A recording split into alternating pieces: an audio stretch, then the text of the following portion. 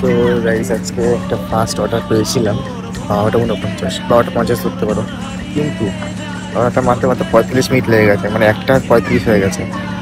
আর এখন অর্ডার দিইনি, জানতাম অর্ডার দেবে না আধা ঘন্টা বা 1 ঘন্টার আগে, ওই জন্য একটু ঘাটে ঘুরতে আসলাম।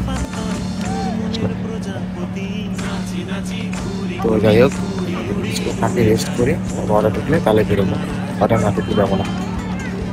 বাইক তো নাই, সাইকেল নিয়ে এসেছি, কালকে গাড়ির পুরো তেল শেষ, তাই জন্য সাইকেল নিয়ে আসলাম।